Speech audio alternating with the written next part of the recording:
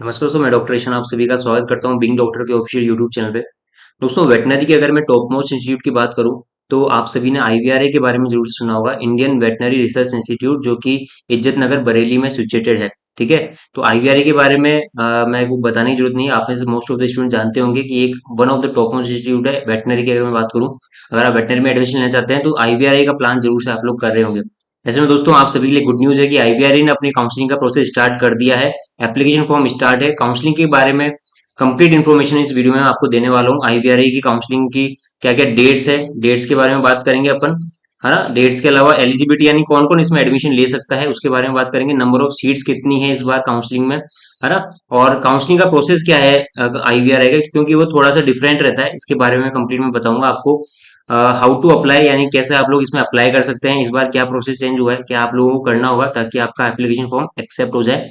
Fees क्या है, इसकी एप्लीकेशन फॉर्म की fees, as well as fees structure क्या है, ट्यूशन फीस कितनी है ना, हॉस्टल फीस कितनी है, वो सारी अपन डिटेल इसमें बात करेंगे। और सबसे इंपॉर्टेंट जिसका आप सभी को वेट रहता है वो है कट ऑफ।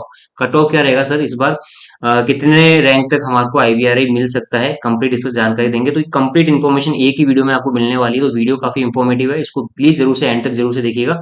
और अगर आप आईवीआरए में एडमिशन लेना चाहते हैं तो इसमें जरूर से जितनी भी चीजें मैं बताने वाला हूँ उसको अच्छे से इसको फॉलो कीजिएगा। कौन कौन से डॉक्यूमेंट रिक्वायर्ड है वो भी मैं आपको बता दूंगा कि एप्लीकेशन फॉर्म फिल करते टाइम और काउंसलिंग के टाइम डॉक्यूमेंट कौन कौन से आपको रिक्वायर होंगे, वो भी यहाँ पर मैं बताने वाला हूँ इस वीडियो में। तो वीडियो काफी इंफॉर्मेटिव है, वीडियो को लाइक कर दीजिएगा, सभी तक शेयर कर दिए ताकि सभी तक ये इन्फॉर्मेटिव वीडियो जो है पहुंच सके, सभी को ये जानकारी मिल सके। और साथ ही चैनल पर नए हैं, चैनल को सब्सक्राइब नहीं किया हुआ जरूर सब्सक्राइब कर दीजिए। वेटनरी के रिगार्डिंग अगर आप एडमिशन और काउंसलिंग कराना चाहते हो तो ये ऑथेंटिक इन्फॉर्मेशन इस चैनल के माध्यम से मैं देता रहता हूँ और आप चैनल के साथ जुड़ सकते हैं। और पर्सनल गाइडेंस चाहते हैं, मेरा पर्सनल जो है काउंसलिंग में हेल्प चाहते हैं तो आप मेरा काउंसलिंग प्रोग्राम ज्वाइन कर सकते हैं, जिसकी फीस जो है 3000 रुपीज है। बहुत नॉमिनल चार्ज है जो कि आज के टाइम पे कोई नहीं दे रहा, जिसमें आपको कॉलिंग सपोर्ट भी मिल जाता है।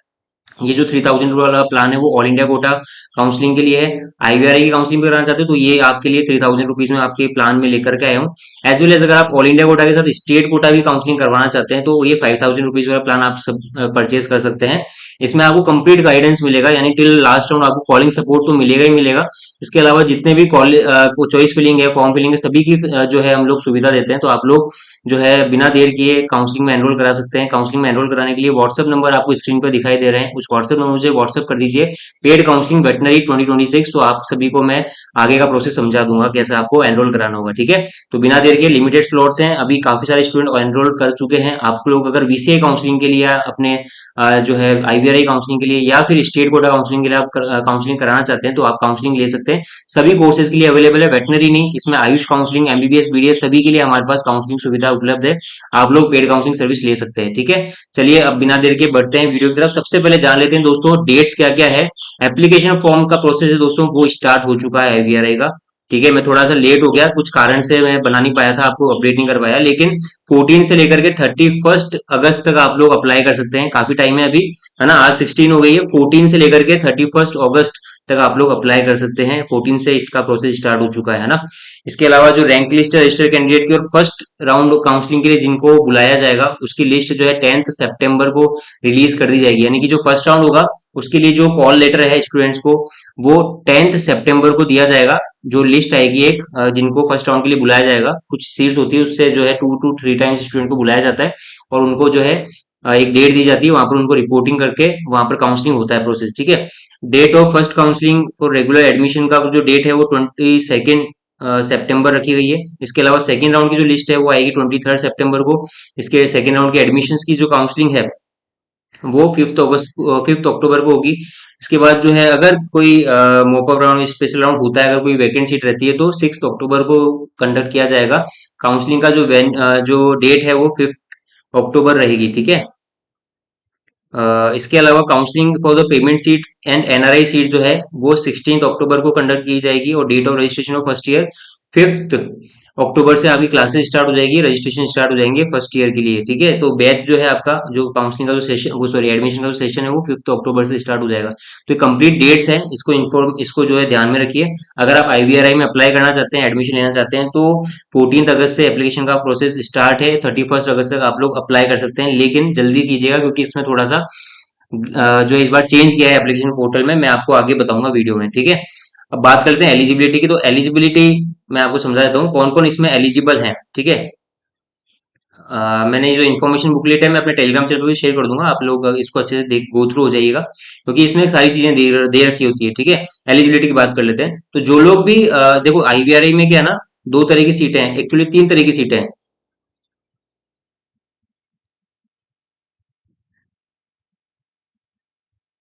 एक सेकेंड, हाँ, मैं सोच रहा हूँ आप लोगों को इस पे दिखाई दूं वैसे। हाँ चलिए, ये रहा। तो एलिजिबिलिटी जो है क्या है, तो यहाँ पर तीन तरह की सीटें होती है दोस्तों। एक होती है रेगुलर सीट, दूसरी होती है पेमेंट सीट, तीसरी होती है एनआरआई सीट, है ना। तो तीन तरह की सीटें होती है। तो रेगुलर और पेमेंट सीट के लिए क्या एलिजिबिलिटी है मैं आपको समझा देता हूँ। तो सबसे पहले तो आपका जो है इंडियन नेशनल होना जरूरी है। एज जो है आपकी मिनिमम 17 ईयर्स होनी चाहिए, ठीक है। इसेंशियल क्वालिफिकेशन है कि आपको नीट यूजी 2026 क्वालिफाई होना जरूरी है। जो क्वालिफाई मार्क्स है जनरल कैटेगरी में 213 नंबर, या फिर रिजर्व कैटेगरी में, सॉरी, हाँ, जनरल कैटेगरी में 213 नंबर और रिजर्व कैटेगरी में 177 मार्क्स, ठीक है। ये आपको क्वालिफाइंग क्राइटेरिया फुलफिल करना होगा। अगर आपके नीट में स्कोर इससे अबव है तो ही आप लोग अप्लाई कर पाएंगे, एडमिशन ले पाएंगे, ठीक है। तो जिनका भी नीट क्वालिफाई है वो लोग अप्लाई कर सकते हैं ओनली। इसके अलावा क्वालिफाइंग एग्जामिनेशन है जो 10+2 है। 10+2 में आपके पास physics, chemistry, biology and English, इनमें जो एग्रीगेट है जनरल कैटेगरी के लिए, ईडब्ल्यूएस कैटेगरी के लिए जो है 50% होना मैंडेटरी है। 50% मार्क्स जरूरी है। पीसीबी, बायोलॉजी भी हो सकता है, बायोटेक्नोलॉजी अगर आपके है तो उसमें भी आप लोग एडमिशन ले सकते हैं। लेकिन जो पीसीबीई का जो परसेंट है वो 50% मार्क्स होना चाहिए। लेकिन जो S C and S T category या स्पेशल या फिजिकली हैंडीकैप्ड स्टूडेंट है उनको 47.5% का क्राइटेरिया मैंडेटरी है कि इतना परसेंट पीसीबीई में होना चाहिए, पीसीबीई, ठीक है। अब थोड़ा सा आपको सही से दिख नहीं रहा होगा तो मैं आपको आपके लिए थोड़ा सा, हाँ अब दिख रहा है, ठीक है, कोई बात नहीं। तो ये पीसीबी का क्राइटेरिया मैंने आपको बता दिया, ये फुलफिल होना चाहिए। इसके अलावा आपका जो है नीट में क्वालिफाई होना चाहिए। नीट में जो कैटेगरी वाइज जो कट ऑफ है वो आपकी क्लियर होनी चाहिए, बस इतना ही है ध्यान में देने वाली बात। एनआरआई में अगर आप एडमिशन ले जाते हैं, तीसरी जो तरह की सीट है वो एनआरआई कोटा है। एनआरआई यानी कि non residence of Indian citizen, जो बाहर के जो अब जो एनआरआई स्पॉन्सर्ड है या फिर एनआरआई स्टूडेंट्स हैं उनके लिए जो है क्राइटेरिया क्या है कि नीट में एडमिशन के लिए जो है क्वालिफाई होना जरूरी नहीं, लेकिन नीट देना जरूरी है। इसमें क्वालिफाइंग की जो एक शर्त नहीं है, क्वालिफाई जरूरी नहीं है आपका, आपको नीट में अपीयर होना जरूरी है। नीट के मेरिट के हिसाब से आपको एडमिशन मिलेगा।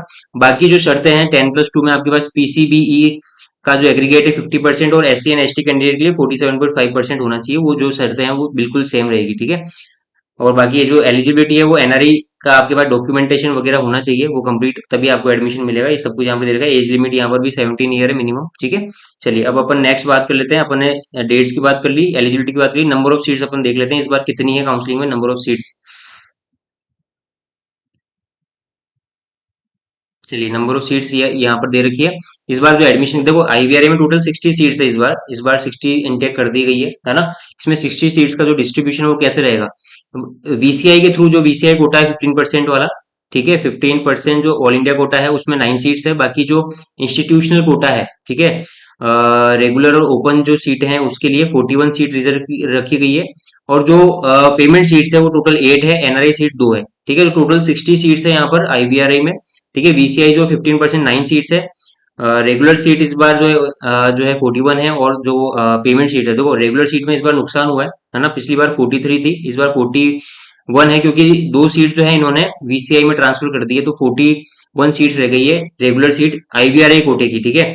अब एक और डाउट आता है स्टूडेंट को कई बार कि सर हम लोग जो है यूपी के डोमिसाइल हैं तो ही एडमिशन ले पाएंगे क्या? बिल्कुल नहीं, ऐसा बिल्कुल भी नहीं है दोस्तों।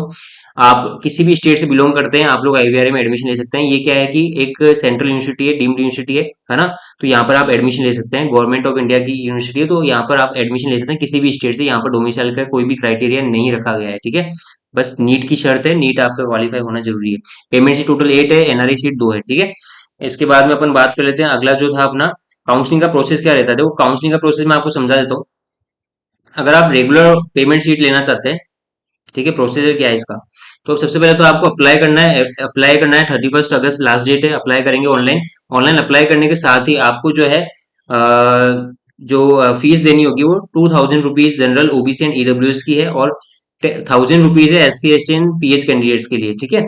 इसके अलावा आपको ऑल द कैंडिडेट्स जो भी आप लोग अप्लाई कर रहे हैं उनको सबसे जो सबसे बड़ा चेंज इस बार हुआ है वो है कि आपको जो अपनी एप्लीकेशन फॉर्म की जो स्कैन कॉपी है वो आपको अलोंग विथ डॉक्यूमेंट्स, जो सर्टिफिकेट्स हैं अपलोड किए हैं अपने पोर्टल पे, उसकी फोटो कॉपी जो है आपको जो है अपलोड करनी होगी एक फोल्डर बना करके, जिप फोल्डर या फिर RAR फोल्डर बना करके आपको अपलोड करनी होगी IVRA BBSC ADM 2026 पर आपको मेल करना होगा। ठीक है, ये मेल करना होगा।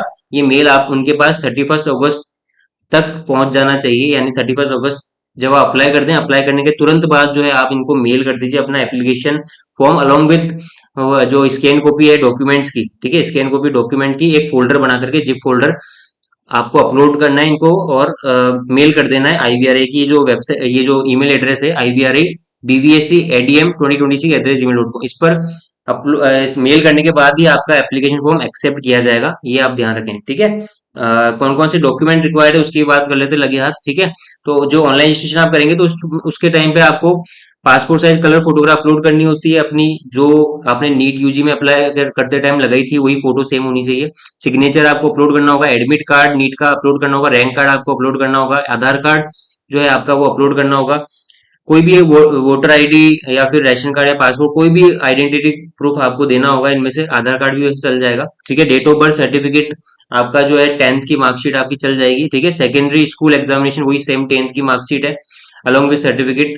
सेकेंडरी स्कूल का जो एग्जामिनेशन मार्क लिस्ट है यानी कि मार्कशीट है अलॉन्ग विद सर्टिफिकेट, अगर आपका सेम ही मिला है तो आपको दोनों ही जगह सेम ही अपलोड करना है। अगर आपको अलग अलग मिला है तो सर्टिफिकेट की जगह सर्टिफिकेट अपलोड करना है, 10th की मार्कशीट की जगह पे मार्कशीट अपलोड करनी है। ठीक है, 10+2 में आपको मार्कशीट एज वेल एज जो है सर्टिफिकेट जो आपको मिला होगा, अगर दोनों में सेम मिला है तो दोनों में सेम चीज अपलोड करनी है आपको। अगेन करेक्टर सर्टिफिकेट, आपको जो भी स्कूल या कॉलेज से आपने लास्ट अटेंड किया है उससे आपको कोई करेक्टर सर्टिफिकेट मिला होगा तो प्लीज उसको अपलोड कर देना, यहाँ पर मांगा गया है। इसके अलावा जो भी आप कैटेगरी से अप्लाई कर रहे हैं SC ST OBC EWS, उसका सर्टिफिकेट आपके पास होना चाहिए, वो भी आपको अपलोड करना होता है ना। NRI के लिए यहाँ पर जो कंडीशन है सेम ही है कि आपको अप्लाई तो करना है, अप्लाई जो है आपको एक फॉर्म दे रखा है इसके नीचे, एप्लीकेशन फॉर्म दे रखा है इन्फॉर्मेशन बुकलेट में नीचे की तरफ, यहाँ पर जो है पेज नंबर 33-38 पर आपको मिल जाएगा। मैं आपको दिखा देता हूँ, ये जो अप्लाई जब आप करेंगे तो ये फॉर्म जो इन्होंने दे रखा है, इसी फॉर्म को आपको फिल करके अप्लाई करना है।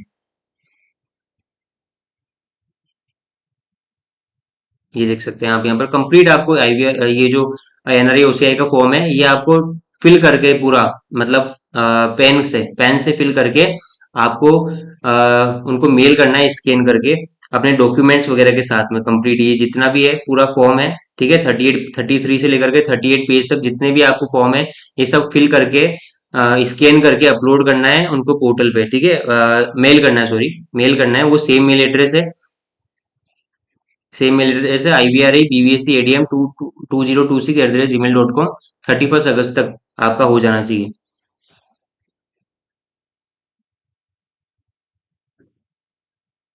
इसको आपको अपनी खुद की हैंडराइटिंग में फिल करना है, और जो एप्लीकेशन के चार्जेस हैं USD यानी 100 US डॉलर्स आपको एप्लीकेशन के चार्ज भी पेमेंट करना होगा। पेमेंट का जो प्रूफ है वो भी साथ में एप्लीकेशन के साथ में अटैच करना है ईमेल में। ठीक है, बैंक का नेम दे रखा है, अकाउंट नंबर दे रखा है, IFSC कोड दे रखा है, ये सारी डिटेल आपको दे रखी है। इस बैंक डिटेल पर जाकर के आपको US डॉलर 100 US डॉलर का पेमेंट आपको करना होगा, उसका प्रूफ भी आपको साथ में जो है अटैच करना होगा मेल में। डॉक्यूमेंट ये सारे दे रखे हैं यहाँ पर आप देख लीजिएगा। बस बाकी सब चीज सेम है, बस certificate in evidence of NRI ये आपको, और साथ में पेरेंट्स के जो पासपोर्ट है, कैंडिडेट्स का खुद का पासपोर्ट है, ये सारी चीजें आपको, और affidavit by the NRI OCI in the prescribe format, जिसमें एनेक्सर यहाँ पर नीचे दे रखा है, वो जो एफिडेविट लग जाएगा।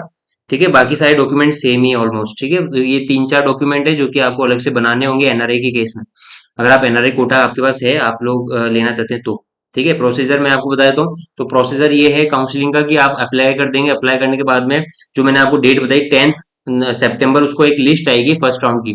उसमें क्या है ना, जितनी सीट्स है जनरल OBC EWS, जितनी भी different different category wise seat है उसके अकॉर्डिंग 3 टाइम्स कैंडिडेट्स को कॉल आउट किया जाता है, उनकी लिस्ट आती है और उनको जो है काउंसलिंग की एक डेट दी जाती है। उसमें आपको वहां पर रिपोर्ट करना होता है अलॉन्ग विद योर डॉक्यूमेंट। वहां पर जो है मेरिट वाइज आपको बुलाया जाता है ना।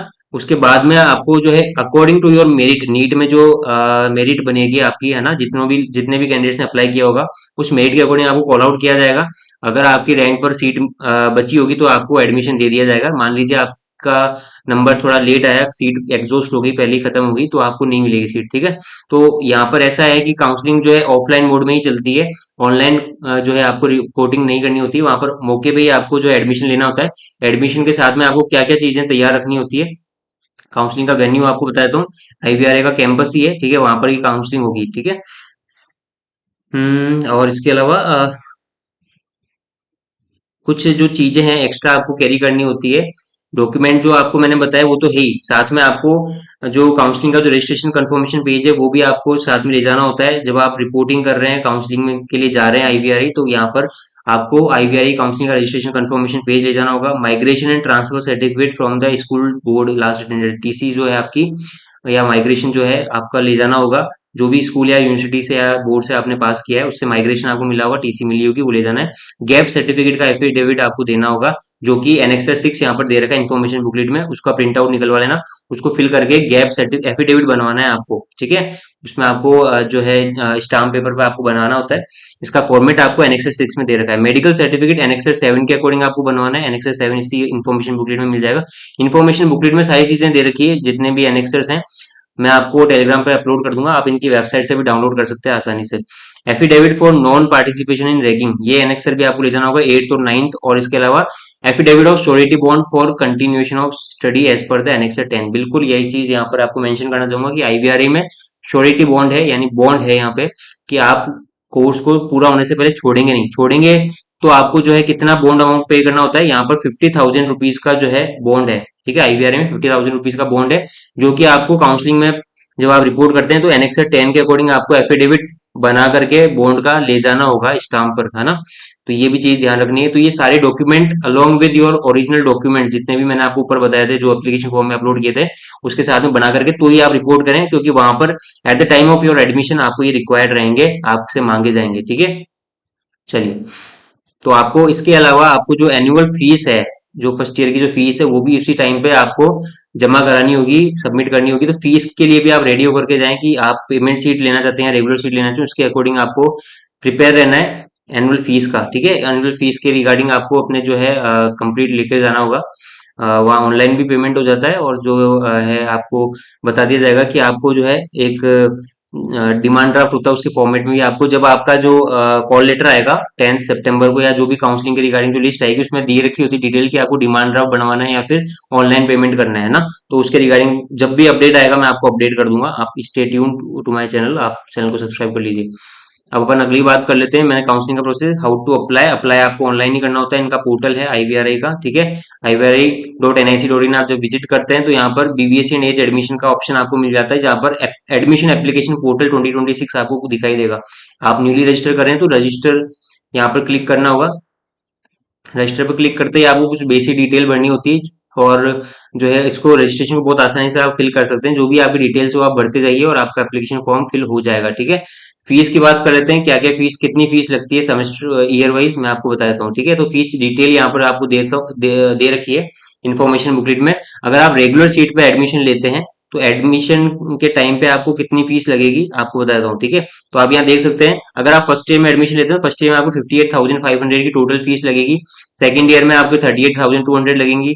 थर्ड ईयर में आपको 57,300 फीस लगेगी, अच्छा sorry, second year third year में 38,000 लगेगी, और फोर्थ प्रोफेशनल ईयर में आपको 57,000 फिर से फीस लगेगी। इंटर्नशिप में आपको 33,000 का पेमेंट करना होगा। तो टोटल जो है रेगुलर सीट की फीस है।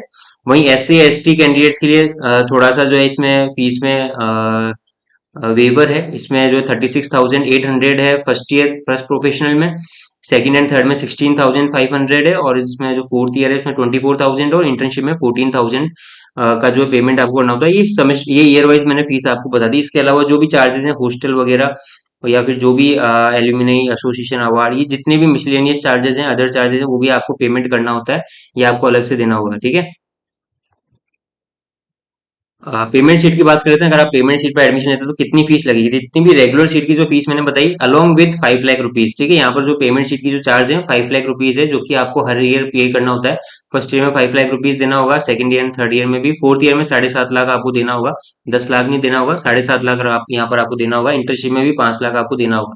ठीक है। तो ये 5 lakh along with regular seat की जो फीस थी, तो टोटल जो अमाउंट है वो 5 लाख ऐड कर लीजिए रेगुलर सीट में, वो आपका हो जाता है। ठीक है, ईयर वाइज। वैसे ही जो है SC ST में भी 5 5 लाख है, और इसमें कोई डिस्काउंट मतलब कोई भी वेवर नहीं है पेमेंट सीट की फीस में। हालांकि जो रेगुलर सीट की जो फीस है उसमें जो कमी थी वो तो आपको यहाँ पर देखने को मिल ही सकती है। ठीक है, तो यहाँ पर जो है कंप्लीट आपको पेमेंट सीट की फीस बता दी। अगर आप NRI सीट पर एडमिशन लेते हैं तो जो आपको एडिशनल पेमेंट करना होगा, यानी रेगुलर सीट की जो फीस आपको देनी है, साथ में जो $10,000 है वो आपको फर्स्ट ईयर में देना होगा।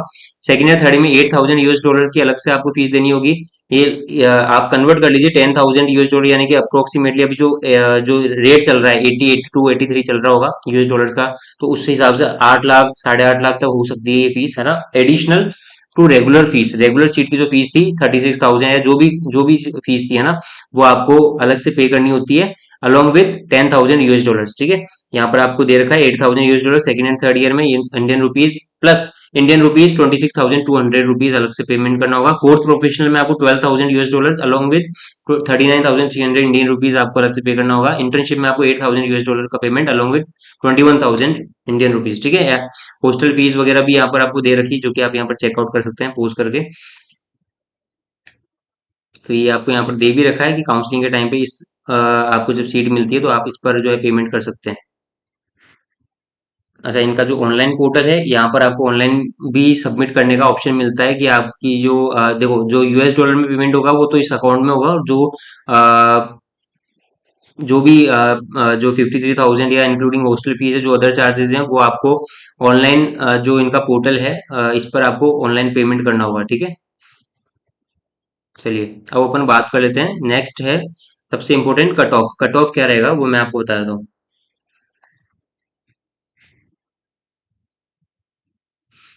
तो कट ऑफ हर साल वेरी करता है। हालांकि जो ये एक टॉप नॉच इंस्टीट्यूट, तो आपको पता है कट ऑफ तो ज्यादा जाएगी ही। ठीक है, फिर भी एक आइडिया देता हूँ कि इस बार कितने थाउजेंड रैंक्स तक जो है आपको होप रखनी चाहिए कि आपको मिल सकता है IVRA। देखो, IVRA बहुत ज्यादा डिमांडिंग कॉलेज है।